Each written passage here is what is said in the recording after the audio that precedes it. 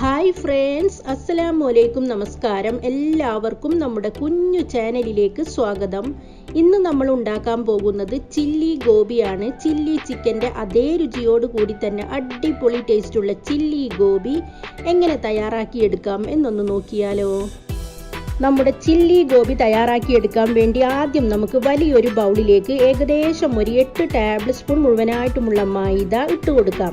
8 table spoon മൈദക്ക് 1 table spoon മുഴുവനായിട്ടുമുള്ള അരിപ്പൊടിയും കൂടി ചേർത്ത് കൊടുക്കാം. അരിപ്പൊടി നമ്മൾ ചേർത്ത് കൊടുക്കുന്നത് നമ്മുടെ ചില്ലി ഗോപിയുടെ പുറം ഭാഗം നല്ല ക്രിസ്പി ആയിട്ട് കിട്ടാൻ വേണ്ടിയാണ്. ഇതിലേക്ക് ഇനി നമുക്ക് 1 ടേബിൾ സ്പൂൺ മുഴുവനായിട്ടുമുള്ള കാശ്മീരി ചില്ലി പൗഡറും 1/4 ടീസ്പൂൺ മഞ്ഞൾപ്പൊടിയും 1/4 ടീസ്പൂൺ ഗരം മസാലയും ചേർക്കാം. അടുത്തതായി നമുക്കിതിലേക്ക് 1 ടീസ്പൂൺ മുഴുവനായിട്ടുമുള്ള ഇഞ്ചി വെളുത്തുള്ളി പേസ്റ്റ് ചേർത്ത് കൊടുക്കാം. ഇതിലേക്ക് ഇനി നമുക്ക് 1 കോഴിമുട്ട പൊട്ടിച്ച് ഒഴിച്ചു കൊടുക്കാം. അടുത്തതായി നമ്മൾ ഇതിലേക്ക് ചേർത്ത് കൊടുക്കുന്നത് സോയ് സോസ് ആണ്. സോയ് സോസ് എല്ലാവരുടെയും കയ്യിൽ ഉണ്ടാകണമെന്നില്ല, ഉള്ളവർ ചേർത്ത് കൊടുത്താൽ മതി. ഏകദേശം ഒരു 2 ടേബിൾ സ്പൂൺ അളവിലുള്ള സോയ് സോസ് ആണ് ചേർത്ത് കൊടുത്തിട്ടുള്ളത്. ഇനി നമുക്കിതിലേക്ക് ആവശ്യത്തിനുള്ള ഉപ്പ് ചേർക്കാം. അടുത്തതായി നമ്മുടെ ചില്ലി ഗോബി നല്ല കളർഫുൾ ആയി കിട്ടാൻ വേണ്ടി ഇതിലേക്ക് നമുക്ക് ഒരു 4 ഡ്രോപ്പ് റെഡ് ഫുഡ് കളർ ചേർത്ത് കൊടുക്കാം. താല്പര്യമുള്ളവർ മാത്രം ചേർത്ത് കൊടുത്താൽ മതി. ഫുഡ് കളറും കൂടി ചേർത്ത് കൊടുത്ത് നമുക്കൊരു സ്പൂൺ വെച്ച് ഇതെല്ലാം കൂടി നന്നായിട്ടൊന്ന് മിക്സ് ചെയ്തെടുക്കാം. മിക്സ് ചെയ്തെടുത്തതിന് ശേഷം നമുക്ക് ഇതിലേക്ക് ആവശ്യത്തിനുള്ള വെള്ളം ഒഴിച്ചു കൊടുത്ത് ഇത് നല്ലൊരു തിക്ക് കൺസിസ്റ്റൻസി ആക്കിയെടുക്കാം. ബാറ്റർ ഒരിക്കലും ലൂസായി പോവരുത്. വളരെ കുറച്ച് മാത്രം വെള്ളം ഒഴിച്ചു കൊടുത്ത് നന്നായിട്ട് മിക്സ് ചെയ്തെടുത്താൽ മതി.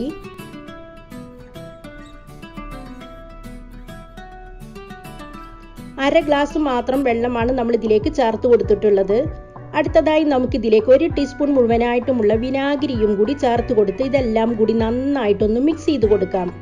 അപ്പോൾ ഇതാണ് നമ്മുടെ ബാറ്ററിൻ്റെ ഒരു കൺസിസ്റ്റൻസി. നല്ല തിക്ക് കൺസിസ്റ്റൻസിയാണ് നമുക്ക് വേണ്ടത്.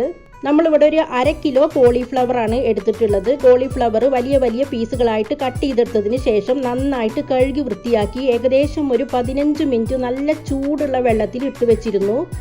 ഇപ്പം നമ്മൾ വെള്ളമെല്ലാം നന്നായിട്ട് വാർത്തെടുത്തിട്ടുണ്ട്. ഇനി നമുക്കിത് ഫ്രൈ ചെയ്തെടുക്കാം. ഫ്രൈ ചെയ്തെടുക്കാൻ വേണ്ടി നമ്മുടെ ഓയിൽ ഇവിടെ നന്നായിട്ട് ചൂടായി വന്നിട്ടുണ്ട്.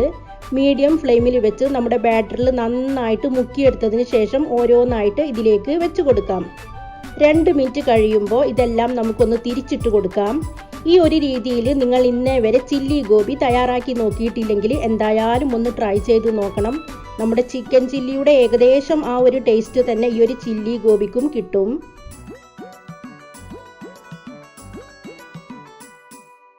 വീണ്ടും 2 മിനിറ്റ് കൂടി കഴിഞ്ഞിട്ടുണ്ട്. അപ്പം നമ്മുടെ അടിപൊളി ടേസ്റ്റുള്ള ചില്ലി ഗോബി ഇവിടെ തയ്യാറായി കഴിഞ്ഞു. എല്ലാവരും ഈ ഒരു രീതിയിൽ ഒരിക്കലെങ്കിലും ഒന്ന് ട്രൈ ചെയ്ത് നോക്കുക. അടിപൊളി ടേസ്റ്റാണ്. എൻ്റെ വീഡിയോകളും റെസിപ്പികളും നിങ്ങൾക്ക് ഇഷ്ടമാവുന്നുണ്ടെങ്കിൽ ചാനൽ സബ്സ്ക്രൈബ് ചെയ്യുക. സബ്സ്ക്രൈബ് ചെയ്താൽ മാത്രമേ ഞാനിടുന്ന പുതിയ വീഡിയോകളുടെ നോട്ടിഫിക്കേഷനുകൾ നിങ്ങൾക്ക് ലഭിക്കുകയുള്ളൂ. ഇൻഷാ അല്ലാ വീണ്ടും പുതിയൊരു വീഡിയോയിലൂടെ കാണും വരെ ബൈ ബൈ.